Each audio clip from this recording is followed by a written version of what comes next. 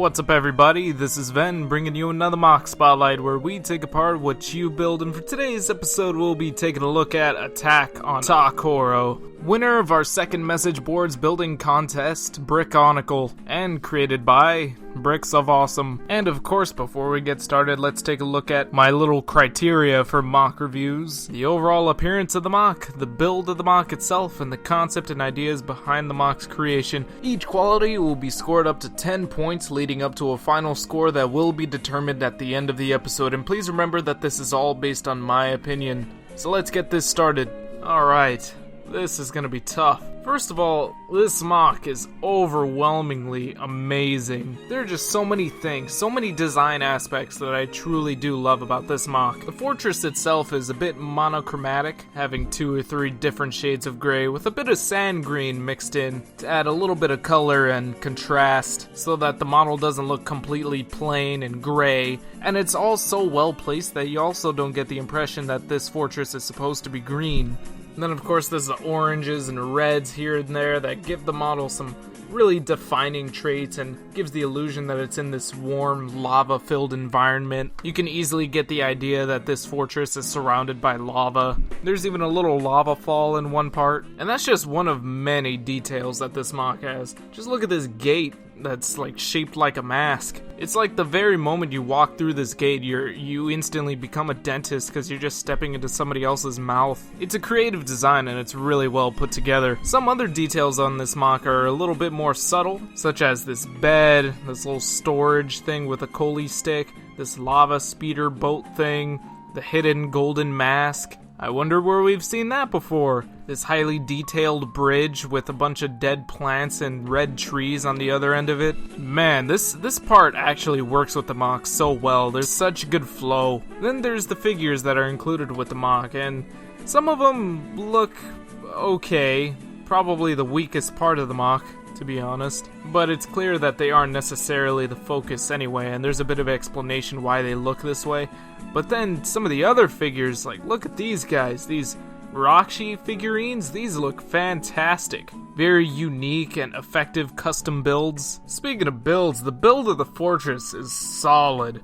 Like absolutely solid. And it's really impressive to see just such well-defined shaping and attention to detail pulled off through legitimate Lego building methods. No tricks, no shortcuts. Kind of like a legitimate Lego set. And speaking of being a Lego set, this whole fortress is modular. You can attach other buildings to it, or you can separate some portions of it from one another. You can also convert it from looking like this giant wall to looking like an actual well-rounded fortress with some stuff on the inside. Like this. And some of the details I listed earlier, like the little boats and the bed and stuff, are there to act as interactive features. And among some of these interactive features are actual built-in functions, like this nice looking bridge here can actually collapse. There's also exploding walls and light up eyes on the gateway, and of course the inclusion of the minifigures that can interact with the whole thing. And with all that said, with so much to offer, I can see why this set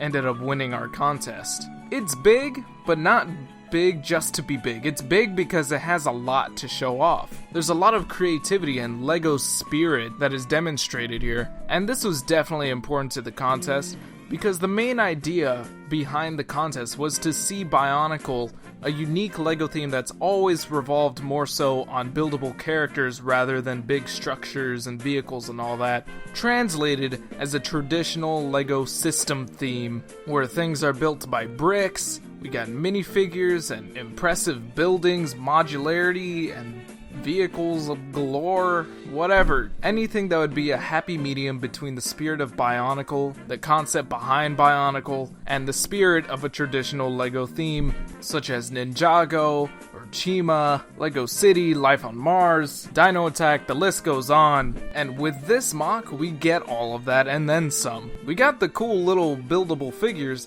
I mean, that's great. I'm glad that's here, but we also get just the general aesthetic and a slice of the world that Bionicle built behind the curtains, behind all of the buildable action figures, where there were islands with inhabitants, creatures, and lore galore. Then we dig deeper into the MOC and we find just how interactive and just how fun it is. Like, if I saw this set on a shelf at Target, of course I'd be intrigued by the design alone, just seeing that on a box and be like, whoa, this is huge, this is big, it's Bionicle, like, wow, this is cool. Like, I would actually want to buy this. It looks worth the money that the set would probably be priced at. Now, another aspect of the contest was that we also proposed that our entries come with an arbitrary price. So basically, we could get an idea of how much we would have to pay for to get the set that you built. And for this MOC, Bricks of Awesome proposed a price of $150 retail price, which makes sense. There's over 1,300 parts put into this build, and throughout the years, LEGO generally has followed a price per part ratio that goes like 10 parts for every dollar. So for $5, you can expect to buy a set that has 50 parts or so. $10, around 100 parts. $100 over 1,000 parts, so on and so forth. And of course the price may vary depending on a couple of things, like how many new molds are in the set, how many minifigures are in it, licensing fees, etc. So $150 is a pretty reasonable estimate, and yeah, I think this is worth about $150. Maybe a little bit less, maybe like $10 less or so, but either way, it's worth over $100. And I feel like if I can actually confidently say that about your creation, well, you must have something really good on your hands.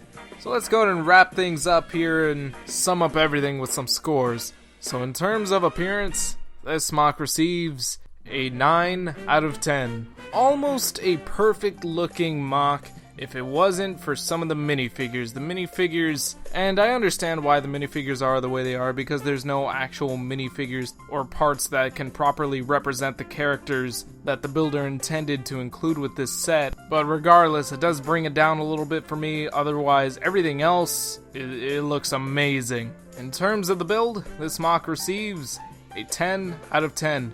It's legitimate, it's sturdy, it's got a lot of features and functions. It is such a fun and solid build. I really can't find anything to complain about with it. It just hits all the right notes.